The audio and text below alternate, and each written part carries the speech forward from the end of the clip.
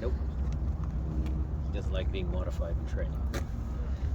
We have a specific plan for Raul's hamstrings, and sometimes players that are super competitive don't like it when they can't play as many games as his buddies. So that was a distance. You guys basically told him that you were done. He was done for training. Like that was not an injury. That was you guys saying you're done for the day. He has a specific plan based on Chris Cornish and Sean. He's going to be modified, and let me just, for the record, this is probably going to be all year. Like Jordan is modified on a -2 day, JP's modified, other guys are modified when they come back from injury. Raul is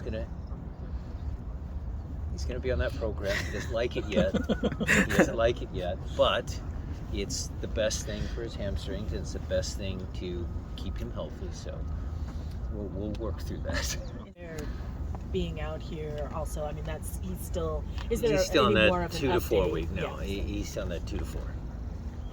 You had mentioned was it off the cuff kind of discussion when you were talking about possibly looking into strategizing when you have stoppage time or a long period of stoppage time in the second half? You were kind of talking about maybe we should just lob it into Yaimar. Maybe we should do a little bit more, and maybe you train that when they're a man down.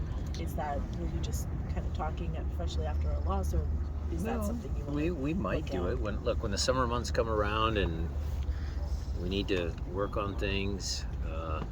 Common sense drives training. You can't do a bunch of standing around tactical stuff. You have to work on the important things. You've got a bunch of steps that, what's most important. Well, we don't,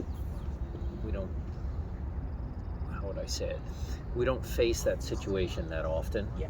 So we don't spend, a lot of training time doing it, but maybe once or twice a year we touch on it. What happens if, and we go from there. Looking at the film now and thinking about the game in total, was there anything different or difficult? What was so difficult about the press that Cincinnati was putting you guys under? Interesting question, Nico, because they pressed 3-2, so they were 5-2-3, and if you took our 3-2 and they matched up pretty good with us, we tried to put some tweaks in there, false fullback, having JP come in between Nuhu and Jackson. He just wasn't consistent enough. It just wasn't consistent. And the thing for me about the game was more, the tactics, all that sort of stuff aside. Okay, we'll learn from that. But, for me, we were a really good transition team the first 2 games. And then somehow, we defend, we win the ball, and then, it's a missed pass or miscontrol, or we just weren't in sync with our transition. And I think that was a challenge certainly in the first half. Second half maybe a little bit better, but it just didn't work for us. As a team, how are you guys planning on bouncing back after the tough results over the weekend? Well, look, LAFC is the Supporter Shield and MLS champs. This is a big game. I mean, this is a big game between 2 of the biggest clubs in MLS, and it's going to be a good game. So, it's Saturday afternoon. It'll be a nice day.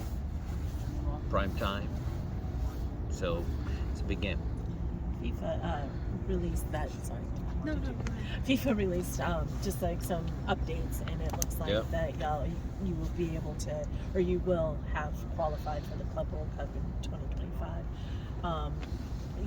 I know it's far away off, but what's your kind of reaction to that? Well, I haven't seen it in detail. I saw it on Matt's phone because it came out. I know people were tweeting about it and saying something. What I would say, Jada, is I'm super excited and super pumped to be involved in the Club World Cup. It was such a good experience for us in Morocco, and the way the format sounds to me, the champions of the last 4 years are going to go into a new 32 team group. I mean, that's super exciting. I mean, I know it's a long ways away, but it's something to look forward to, and I think the club earned that right to play in the new format, and we're just super excited about it. Does it kind of make it more something to target, not just winning the CCL, but or is it just No, winning the CCL? we still want to do well in league standings, Open Cup, Cascadia Cup, all of those. I think it's a little too far off to start thinking about that. I mean, who knows? Maybe we figure out a way how to sneak into Champions League. Again, Open Cup, Supporter Shield, MLS Cup winners in the 24 season. You never know. Going back to this LAFC game, Big they're game. red hot. Yeah. What are your expectations? Early expectations of this game, Well, tactically, strategically. tactically, they're still 4-3-3, but they're going to have a busy week, so we'll see who they play. We obviously know who they played on the weekend. See what they do against Alajuelense, and then they'll come to us, and he'll have to rest some guys, but it's still a team that's 3-0. Still the defending champs. So again, it's a big game, and I hope to see everybody out there. We need the fans. Is this a derby? Does it feel like a derby? Does it feel like a Clasico, between these two huge Feels clubs? like a game against two of the biggest clubs in the league. That's what it feels like to me. I mean, the derby game's still Portland, Vancouver. Those are the derby games, but it's a big game. You've spoken about turning Lumen Field into a fortress this season. How important will it be to continue the strong start at home against a team like LAFC? Very important. I mean, we have to shrug off the loss on the road and go back to having good home form. And, the thing for me is always if the team plays well, we'll win more games than we lose, home or away. So we're really focused on playing up to our potential.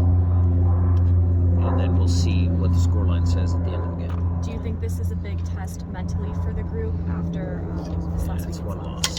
Yeah. It's one loss. It was a tough game. I mean, I agreed. Maybe 1-1 would have been a fair result, but we ended up losing, and we're going to move on.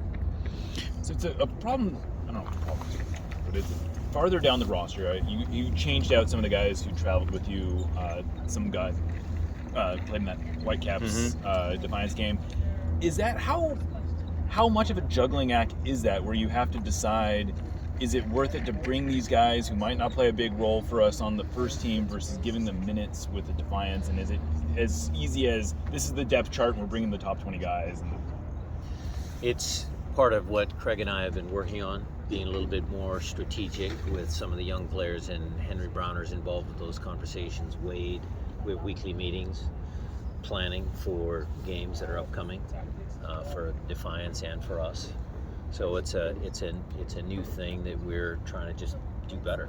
We're trying to develop the players, and we can take the top 20 guys, but then if they don't play, they miss training days, they miss game minutes.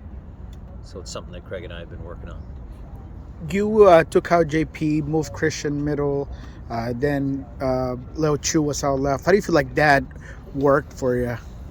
Well, we wanted to get Leo on the field. My choice, JP picked up the yellow, didn't want to risk anything in a fast midfield. He grabbed some, he's pretty experienced, but I thought Christian could do the job in there a little bit, but it was basically to get Chu on the field, and I got to pick one. You're either picking JP or Albert or Nico or Christian. You got to pick one.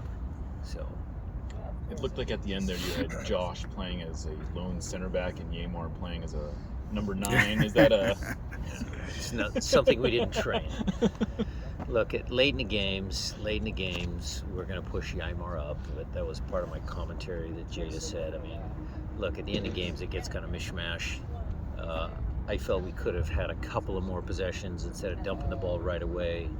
It's our job as coaches to really give the team the information. Okay, there's 10 minutes of overtime, 9 minutes, or whatever it is. But things were hectic, and I didn't. Should control that moment even better. Joking aside, though, do you see Josh? Do you think Josh's position is? He was the midfielder. We put him on to be the lone guy in front of the two center backs, and then Yamar went up. So that was more just like I wanted Josh to be one holder and then push to another guy higher up the field. because they went down a guy. Right. So That's it. Thank you. okay.